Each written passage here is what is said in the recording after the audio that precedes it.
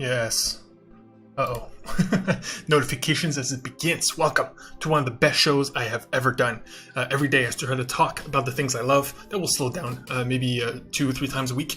But I have an amazing show today. First of all, we have Luca versus Wish Dragon for the animated studio championship. Like straight up. We're not messing around here. Whoever comes out of this alive today is the best animation studio until later on.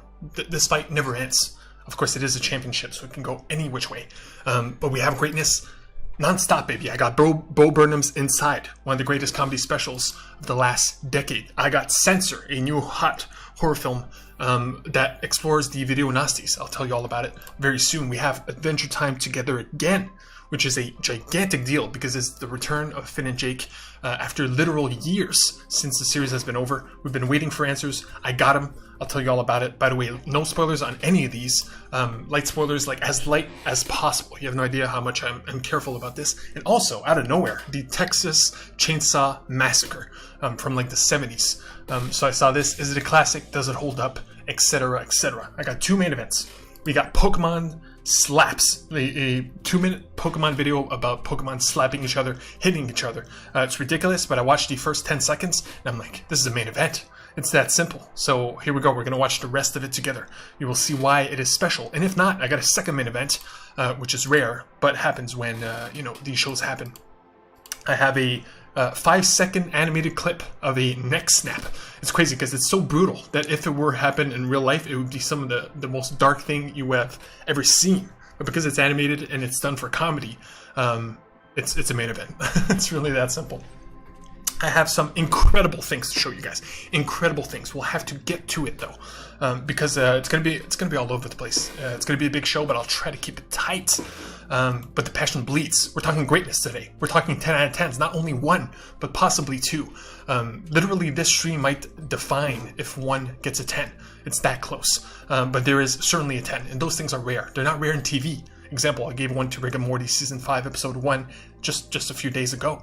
But in films, they are extremely rare and extremely worth knowing, regardless of why. So here we go. Luca versus Wish Dragon. We're not messing around here. Let's talk Luca first. I'm only going with pictures because they will copyright my ass in 2 seconds. And to be honest, there's not much to say. So Luca is from Pixar. It's the newest Pixar film. Did not go to theaters, which is a big deal for me. If I would have seen it in theaters, probably would have appreciated it more. But here's the thing. This is, in the history of Pixar, the smallest scale film they have ever done. Extremely small scale, as in it has a little bit underwater, and I mean a little bit. You have no idea how small that part is. And a small town, and that's it. That's it. Maybe a lighthouse. But that is it. There's no traveling. There is no amazing locales. There is no journey.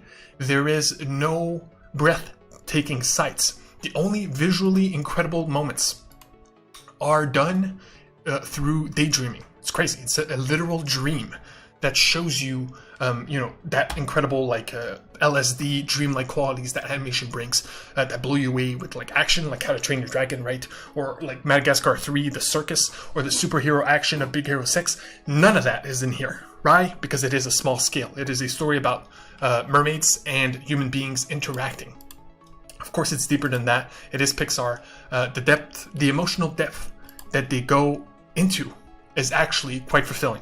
So in that part, it succeeds, and that's the most important part, because I will show you something that defined my life. This is the second disc of the Monsters Incorporated DVD. You have no idea how much this one small thing has defined my entire life since I've seen it, and I cannot unsee it. Not only that, but it is a literal tenet of my life. If I were a table, this is one of the legs. So, when you open the DVD, you have 2 options. Got Monsters Only, Humans Only. Pretty much it just means Monsters Only is like where the fun stuff are. So there's like weird, bad DVD games and stuff like that. And weird bits. Humans Only is the making of. And now, it's nothing special today. You can have a lot of these on YouTube. But back in the day, especially in the early days of DVDs, it was the rage, man. I have watched countless hours of making of a lot of things. Like a lot of people listen to commentary. I used to listen to making of bonus features, big time. And Pixar, click on Humans Only, got all these doors, got all the options. they're all different. Pixar, Monster Files, design, everything breaking down the story and the film itself, the movie making. But here's the thing: the story door is the most important door in the film. It is the main door. It is the one. Not only do you gravitate to, but it's the most important. Why? Because you will click on it in 2 seconds, hopefully. Okay, I gotta fast forward here. Once you click on story, he clicks on Pixar first. It's like a tour of the Pixar studio. The first option in the story bonus features is story is king. Okay, you start that bonus feature. He talks about how like story is king, and it's John Lasseter. Screw John Lasseter, right? But he was the president and the main head honcho at Pixar for a while, and this is the defined legacy of them. This is Finding Nemo, WALL-E, Toy Story 2, Monsters Inc., all of them back to back. Like, this is the killer stuff. The Incredibles. And their main tenet was story is king. Above everything, above design, above style, you had to have the substance of a fantastic story. And luckily, Luca still has that.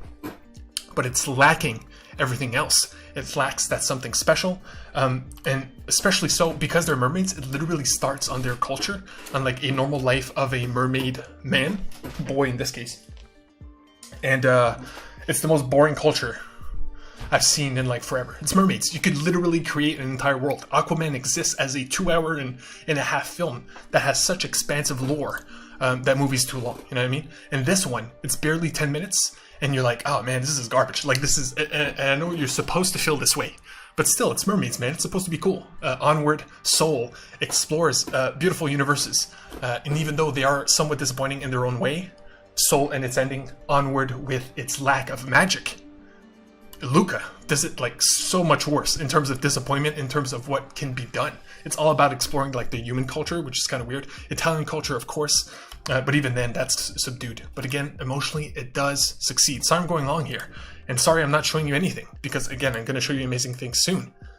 Because it's a disappointment. In the same way Incredibles 2 was a disappointment because of its scale and because of its lack of excitement. Which is a weird flaw. But it is a flaw. It's a powerful flaw. And it's also, it's not that funny. You know what I mean? While the emotions are, like, they do deliver, they're not like mind-blowing, you know what I mean? It's not like Soul exploring death, etc., etc. So I can see why it didn't go to the theaters. Even though it's a harsh decision, I do actually stand by it. Wish Dragon, on the other hand, on Netflix, from Sony. Sony did The Mitchells vs. the Machines just a month back. This is a Chinese film, dubbed in English. You would notice, and it doesn't make a difference. Written in part by Jackie Chan, of all people. And here's where the good stuff begins. I got some fluid animation to show you. This movie does not have style. Luca has way more style and is way prettier in terms of technical mastery. Oh, I gotta turn off the sound here. I'll get in trouble. What Wish Dragon has instead is the freaking name of the genre. Pure, incredibly energetic and infectious animation. Okay, the movements are exaggerated to a degree that is so fun that you're along for the ride. And even though the story is extremely simple and but has surprising depth, has incredible comedy, but it's straight up Aladdin. It is straight up the genie, straight up Three Wishes. And that is literally the only thing holding it back. Everything else is excellent. It's above average in terms of like everybody else, in terms of competition. It's so funny, and anyway, the villain is fantastic. The story is fun, even though it is predictable because of the literal genie from the lamp like ripped off that idea. It's such a rip off, but in terms of rules and in terms of the story setup. But everything else is completely unique. You know what I mean? We're not in Agrabah here. We're in like real life, Tokyo. You know what I mean? So the context is completely different. Again, the animation is like S tier. I cannot recommend this enough in the same way I recommended Mitchells vs. the Machines. So Wish Dragon, Luca, first of all, disappointment, still fulfilling emotionally, 8 out of 10. But as far as Pixar goes, this is weak. You know what I mean? I compared it to Incredibles 2. It's not as bad as Cars. It's not as bad as the bad ones. But it's like Inside Out level. Inside Out, Luca, Incredibles 2. Good films, worth watching, but nothing too special, which we crave when it comes to Pixar. Wish Dragon has everything else, has the comedy, has the heart. Actually, it's even more emotionally fulfilling. Has the incredible animation and like fun. You know what I mean? Like fun cannot be understated. You know how hard to make something fun? It's extremely hard, and so those are rare. But it is held back, and only by the ripoff of the Genie. It's straight up. You know what I mean? Yes, it's cool that it's a fluid dragon that like, flies around and whatever, and it's really fun. But it is the same thing. So yeah, bumps it down to a 9. So 10 out of 10 still to come. But without a doubt, and I'm not kidding about this, Sony Animation Pictures, for the first time in the history of animation, this is no small feat, this is a gigantic deal, is now the unequivocal, undefeated champion of animation. This is not hyperbole.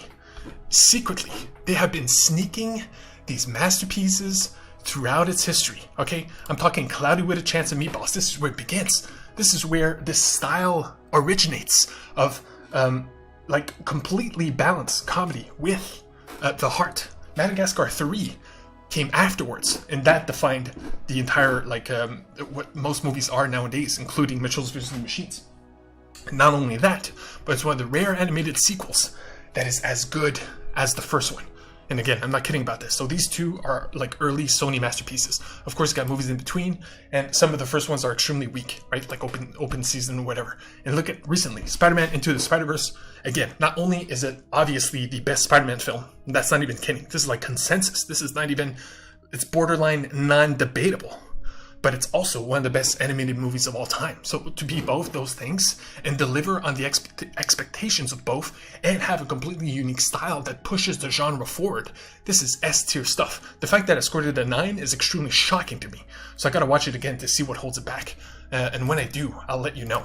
Hotel Transylvania 3, the first two were okay. Third one, surprisingly to me, had that energy, had that fun that is undeniable. And I give it a 9, so fantastic stuff. That's one of the recent ones.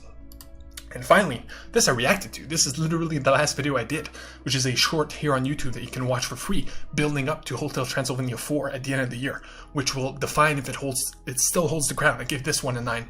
And finally, Mitchell's vs. the Machines is a 10 out of 10. Not only is it a 10 out of 10, it is the best animated movie of 2021, even though I also gave Raya a 10. Raya is an epic. This one is more balanced. It's extremely fun. It also has the style of Spider-Man Into the Spider-Verse, and it is 100% original. This is a movie that only exists because the writers made it come into existence. You know what I mean? Spider-Man has Spider-Man. Wish Dragon rips off Aladdin. You know what I mean? So to be original and to deliver on all fronts, that's a masterpiece. So there you go. Sony Animation Studios not only is the champ for the first time in its history, it beats Pixar, it beats DreamWorks handily, and sneakily does so, but it is undeniable, okay? And trust me, I live for this stuff. So that is your new champion, but we still do not have our 10 out of 10, and I still have things to show you that will blow you away, okay?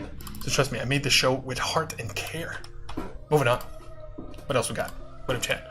We got Censor. Okay, I'll go quick on this because I need to need to decompress after that hype. Censor is a new horror film.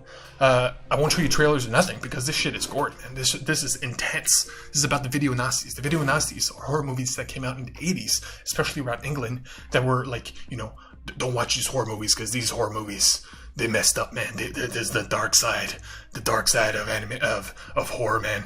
You're gonna see torture. You're gonna see some R words. It's like some dark shit, dude. You do not want to watch this stuff.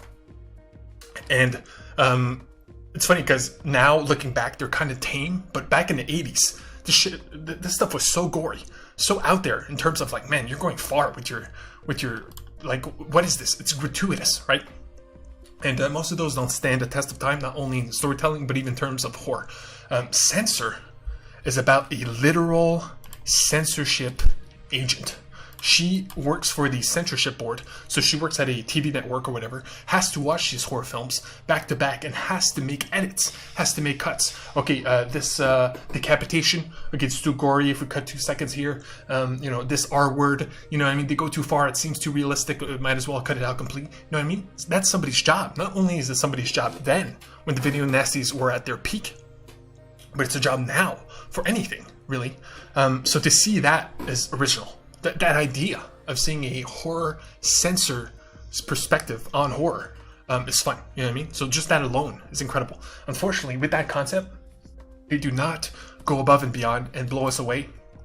And the ideas explored in this film are not. It's crazy because they had like 3 big ideas and they chose the weakest one. That's what it feels like.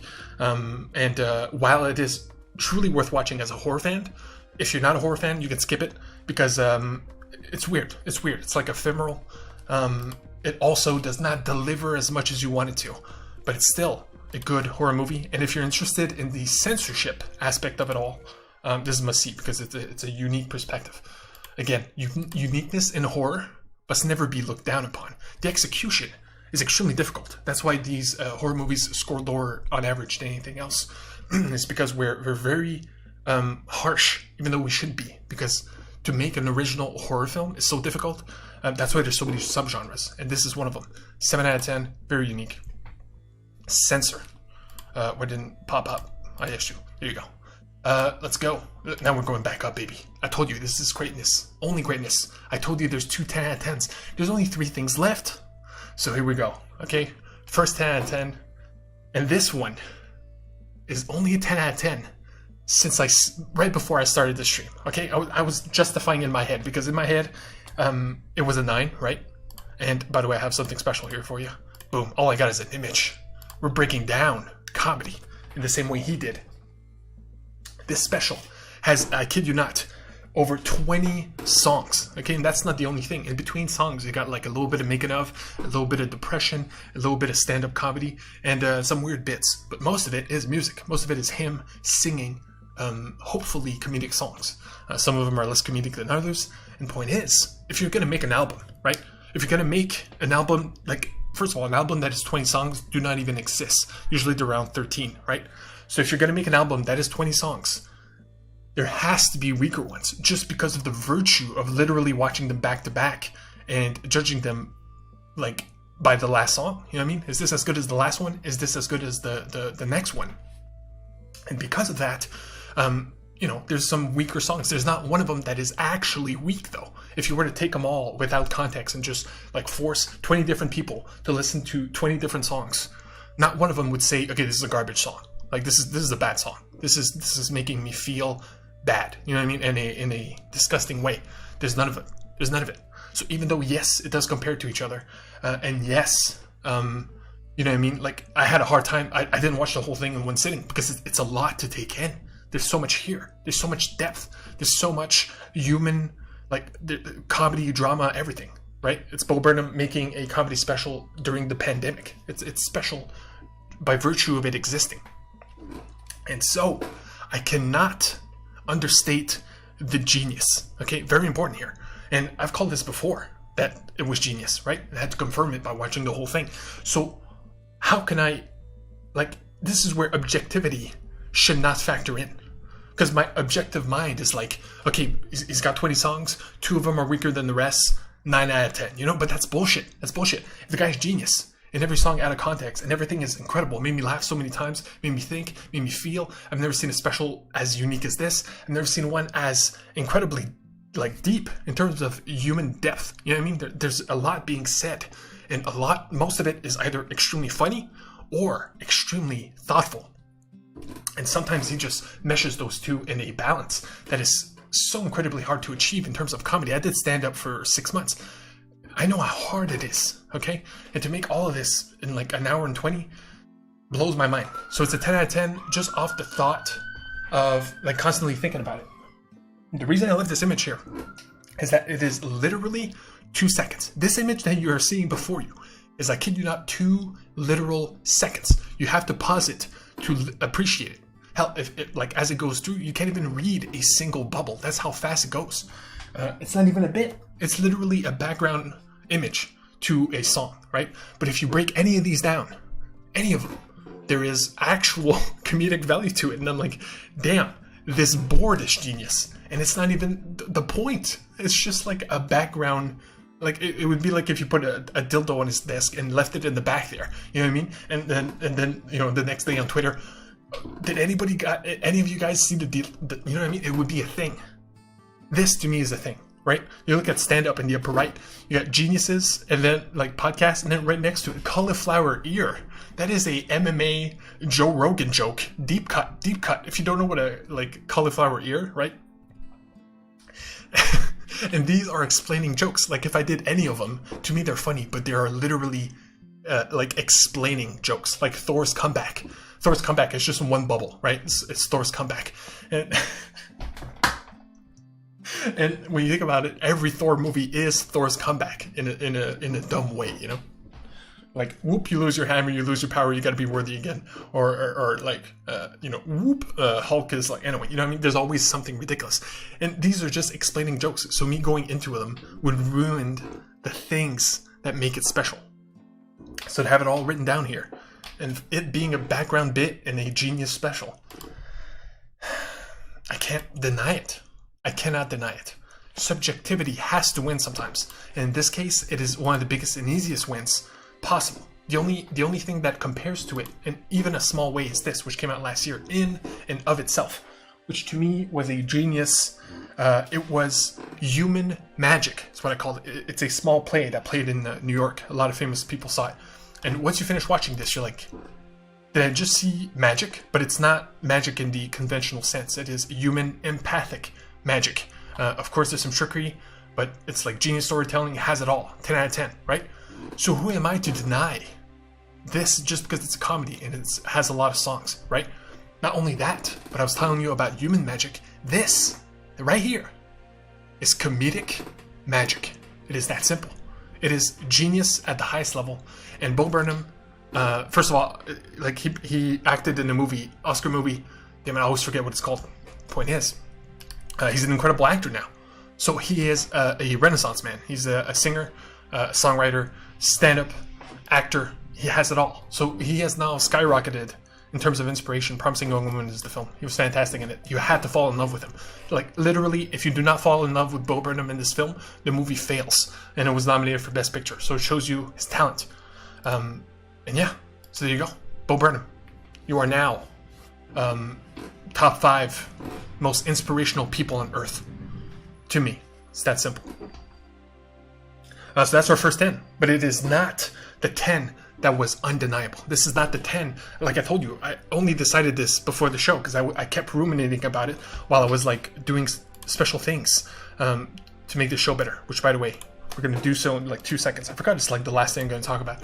But here we go. The last 10 out of 10. And the most sure 10 out of 10 is between these two. Texas Chainsaw Massacre is supposed to be a horror masterpiece. Right? It's supposed to have defined an entire subgenre. Together Again is the return of Finn and Jake after years. It's such a big deal. It's like a season finale to a bad season finale. You know what I mean? All these revivals, right? Dexter is coming back. A lot of things are coming back because ending a thing is as hard as keeping your attention. Ask Game of Thrones. Game of Thrones was the literal best TV show of all time until it ended. And now it's weak. I wouldn't even recommend Game of Thrones. That's how important sticking your landing is. And this is one of them. It's not even the ending of endings, by the way. It is just the literal Finn and Jake ending. 9.6, by the way, as you can see here. So most people scored it a 10. And so we're going to it right now. I don't have anything. We'll go into pictures. I will spoil one thing, though. And it's a small one. Which, by the way, if you haven't seen it already, I mean, that means you don't care that much because I was late. And Adventure Time has like fallen in terms of quality and in terms of people caring throughout the years, which is why this is a big deal. There's only 4 episodes, Distant Lands. They're 40 minutes each, which is like a huge arc. It's like 4 normal Adventure Time episodes. So they are a big deal. And Bubblegum and Marceline was episode 2. Gave that one a 10 because it's a perfect exploration of a lesbian animated relationship. And it was truly powerful stuff. This, on the other hand, explores, and I have to, very, very light here, but it explores the Adventure Time underworld.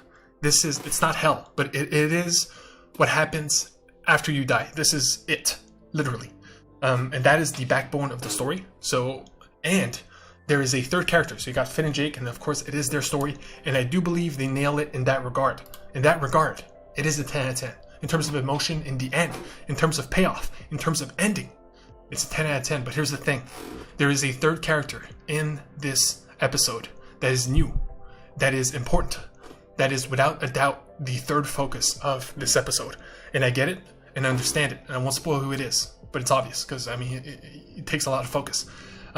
But it is decisively weaker than the Finn and Jake story. It's also not what we're there for, and it also does not have a satisfying payoff. It brings it down. It brings it down, and it has to. Even though, again, the finale, the ending, it's so strong. It's so incredible. If you're in Adventure Time, even if you stop watching the show, this is must-see in the same way Marceline and Bubblegum episode was. The first one was BMO, by the way, and I haven't watched it because I just don't like BMO. And I'll keep you updated on the fourth one. We have to wait months for these, by the way. So because of that, and also because it's the Underworld, they explore a lot of the characters you know and love Zunderworld, like straight up. So in there it's like hit or miss, right? It's the same thing. You got Bo Burnham's 20 songs, you got Adventure Time's 50 characters, right? So out of 50 characters, some are going to suffer, and that happens here too. So because of that, it's a 9 out of 10, but still fantastic and must see if you have not seen it and you care just a little bit about Adventure Time. Oh, I was wrong. See? I was wrong. The Bubblegum, Princess Bubblegum and Marceline episode called Obsidian, I give it a 9 as well. So it's not a 10. I don't know why it's a 10 in my memory. Maybe we'll have to see about that later on. But here we go. Final thing I got to show you guys. Man, I haven't realized how much I would talk about all these things. But again, we're talking about greatness here. Story is king. My life is defined by this stuff. Only the best. None of the rest. I do not waste time on bad entertainment. I believe in consensus. Consensus is my religion. I am never let down. Ever. Period. There's never a thing I watch where I'm like, okay, that was bad. I just wasted 2 hours. I literally never waste my time in the same way I would never waste your time. The Texas Chainsaw Massacre. What you see before you are non-spoilers, incredible shots. I'm the last guy to care about shots, to care about cinematography. Now I've watched enough to know the difference between a badly shot film and a pretty one, right? Like Blade Runner 2042 is only a good film because of its cinematography. Without that, how good it looks, the movie would be weak. But because of how good it looks, the movie is actually must see. You know what I mean? That's how it works. It's weird in that way. But Zack Snyder is actually the best example. Zack Snyder is a AAA, like incredible visual filmmaker. One of the best. Literally one of the best. There's a reason everybody knows his name. But he's also one of the worst storytellers. Literally. Like, none of his films are actually good from a story standpoint. It is borderline depressing and angering how bad his movies are in terms of story. They're literally bad movies. Like, but they look incredible. They look probably better than any other film. Here's the difference. Horror movies are not known for looking great. Let alone the Texas Chainsaw Massacre. It's one of those things where we've seen spoilers of the Texas Chainsaw Massacre. We've seen things. But first of all, I was surprised by how much surprise there was still left in me, considering how much I know, given its history, right? And its reverence. But the stuff I did know, the stuff I have seen, the shots I do know about, were the weakest things. Surprisingly, the things that made me love this film so much were not the things that everybody talk about. Most notably, the beautiful scenery. And this is the only thing I could show you that is not spoilers. I could show you 20 more of these shots if I could go into spoilers, but I'm going out of my way not to. By the way, this shot of the generator, that's like the sexiest shot of a generator I've ever seen. You know what I mean? This is proves my point. It's a shitty generator, and yet it's the prettiest one you've ever seen on film. And of course, the film grain helps. So yeah, this movie from the 70s, and this movie is like Berserk, okay? The writer and creator of Berserk, which is a well-known manga and anime, okay? We're talking Dragon Ball, One Piece, Berserk. You know what I mean? In terms of reverence, in terms of importance, in terms of inspiration, they are the backbone of anime. In the same way, the Texas Chainsaw Massacre is the backbone, I just turned southern right there, of horror, okay? Once you watch this film, you'll be like every single film I love has ripped off this thing. Resident Evil 7, okay, is Texas Chainsaw Massacre. You got freaking Cabin in the Woods, which is one of my favorites. Wrong Turn. You got, there's too many to count, okay? And this movie has been remade twice and has had 6 sequels. It's insane, and there's a reason for that. A big, big reason. And you would think it would be gory. You would think it would be too intense, but it's actually a surprising thrill ride. And even if you're skittish, it's doable. You know what I mean? Yes, it will shock you because of course any great horror film has to. You know, like, if you're gonna do a masterpiece horror film, you actually have to like terrify people and scare them. I saw, and this is very important here, I saw this in a theater, okay? Very, very lucky. Small, tight room, 25 people, perfect sound, it was impeccable. A woman walked out 3/4 in, and I completely understand her, because that shit is brutal. And if you're sitting in a tight room with like incredible sound, it is intense at times. So I don't blame her, but at the same time, I'm like, man, that's effective. You know what I mean? You know you're a good horror movie when a person is like, man, I can't take this. I can't take it. She simply could not take it, got up and left 3/4 in. And I wouldn't be surprised if somebody else did behind me. Anyway, crazy experience. So much so that afterwards, it was 11:30, and this is one of those cinemas that have like a cafe bar. And I'm like, hey, is it too late for a beer? And it was like pouring rain outside. So she looks outside, she's like, I don't know, because of the weather, you know? And she didn't say this, but it's obvious, like, because you just watched Texas Chainsaw Massacre alone in a theater, and, you know, you're a giant. I'm like 6'5". And she was a woman. And, yeah, no. She was like, yeah, the weather. And I'm like, and then all of this went into my head, and I'm like, fully understandable. And I just left, because you don't know who's a psychopath, you know what I mean? Of course I'm not a psychopath. You know, if she only knew how much I love cartoons. But right there in front of her, after like literally decompressing, because that's why I asked for the beer. I didn't ask for the beer or to talk to her. I needed a beer to decompress, because dear Lord, this movie was everything. And so not only is it a 10 out of 10, it is unequivocally one of the best horror movies I have ever seen. And for its time, it holds up like fine wine. It is a thing that is must-see, okay? It is, and of course, if you see it in your house with incredible sound, you will not get the experience I had, which is sad. I wish everybody could have the experience I had. And to be honest, it would be hard to think anybody else would score it a 10, given the lack of experience, right? Experience adds a lot. In the same way, I probably would have liked Luca more if I saw it in a theater. I literally did not have that chance. And I saw Raya in theater, and that's a hard chance. Like, it's rare to find that. Hell, Jurassic World, I gave it a 6 originally because I saw it at home. Saw it in a theater just a week ago, scored it, gave it an 8. I split the difference there. But still, you know, the experience adds to the effect. But I still do stand by everything I said. Not only is it literally inspired every single horror movie since, but to this day, no one has done it better or as effectively as this film. It's that big of a deal. We're talking Exorcist, Shining, Texas Chainsaw Massacre. Those 3. That's it. There's no other. I don't care about Halloween. Get out of here. Whatever you name, whatever you're thinking of, get out. Oh man. And even then, I'm not even sure. Like, I'm not even sure Shining's in there, but Exorcist, of course, is, and Texas Chainsaw Massacre is, of course, as well. Okay, it's that good. Oh my god, it's too good. Moving on. We did it. You know it's good when I'm like, I keep going. Because, not really, but like, stuff, I do have to get some stuff out. And I know some of these are hard sell. Wish Dragon's a hard sell. Texas Chainsaw Massacre, because it's done in the 70s, is a hard sell. But those are the 2 that, like, please, you know what I mean? They're so good. They're so good. Moving on. The main event. That's it. We made it. This is it. This is your reward. As always. I always deliver a reward. So which one first? Okay, we'll do the Pokemon. No, we'll do Pokemon last, because I have not seen it. And I will show you the next snap first. So this is a literal small scene in Wish Dragon. Crap. Wait, I gotta figure this out. Give me a sec here. Sorry for the mouse clicks. Got it. Okay, because I have to loop it. Look at this thing. Okay, it's literally 2 seconds. Snap, baby. Actually, I can get the sound here. Give me a sec. Hopefully this doesn't get me in trouble. Boom. The sound, his neck snapping, okay? And of course it's not dead, and of course it's comedy, okay? But by God, if this happened in real life, that would be the most shocking thing. It's more shocking than Texas Chainsaw Massacre. It's so brutal. But as a fan, I can't help but appreciate it. That man should be death on impact.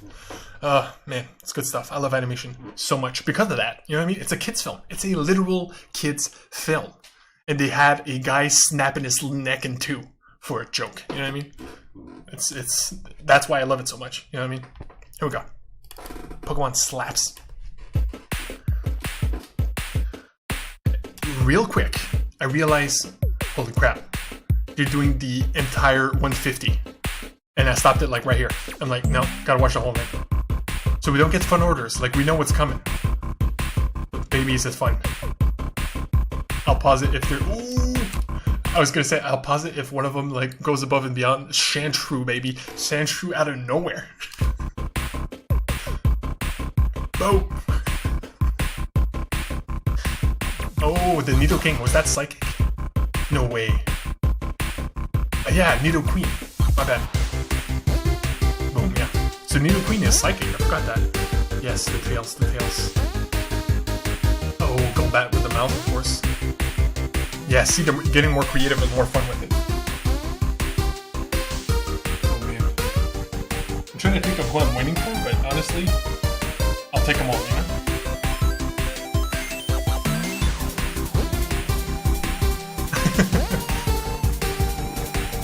Man, I love the mouth ones. When you think of the originals, there's so many of them that had like huge mouths. Like Jinx is coming. Jinx I'm pumped for, here we go. Dude, the work. It's crazy because it's so fast paced, right? But this is taking weeks. Ooh, dude, the Onyx slap, probably the most brutal in terms of pain. Cubone height. Oh, I gotta see that leg again. Hitmonlee. Yes! Hitmonchan came in with the Superman punch. Yo, this is living up to the hype. Ooh, Gyarados is coming. Oh no, Mr. Mime, you're gonna do him like that? Oh, there's Jinx. Oh, dude, she delivered on the hype. She's the only one I was waiting for. They nailed it. You've never seen both Jinx before. See, Pinsir, big mouth. Gyarados, huge mouth. Ooh, the dropkick.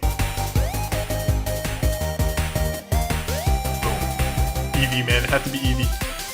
And it evolved in real time into Vaporeon. Awesome. And all the others. Kabuto. Zapdos, man, 2 for 1. That's it. The hype. There you go. As always, every show is this, baby. Not only will I be the funnel, I take in everything that is great and amazing, or I try as much as I possibly can. In comics, movies, TV, video games. By the way, video games I will be streaming soon. Emulation, man, I'm going all in. Well, what an ending. Okay, we got an ad here, so might as well go back to Texas Chainsaw Massacre, which, got it. So not only will I funnel great things to explicitly be like, okay, these 3 things, you know, I've seen these 10, all 10 are great, but here's the 3 that are like, you know, undeniable. I'm all about undeniable greatness, masterpieces, and things that change your life for the better. So I always say I lived a good life because I never see a bad film, never play a bad game on principle because life is too short. I never waste my time, nor will I ever waste your time, which is why I always have a main event, always have a meme, always have a reward. So please, you know, subscribe, follow, the whole shebang. Give me a like, write anything in the comments, literally write a movie or a TV show or anything you want to write, and I will have a take. That's the promise. And more things coming, more streams, and I'm starting to edit my first video officially. And I'm not kidding about this. I will not tell you the time frame because I don't know how long it's going to take. But Demon Slayer, Mugen Train, 2021 is not only this is not the title, but it's not only the biggest animated movie of 2021, but it is the worst movie of 2021, animated movie.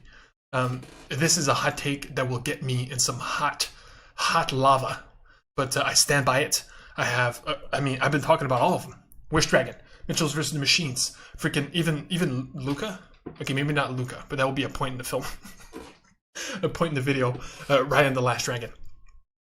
You name it. Arlo the Alligator Boy is better than Demon Slayer Mugen Train. And I am serious about this. I got facts, and it's not even going to be clickbait. It's going to be literal in both sense. I will show you why everything else is better, and also why Demon Slayer is a gigantic disappointment in relative terms. It's still a great film, but everything else is just greater. It's just that simple. That's what you deal, man. We deal in greatness.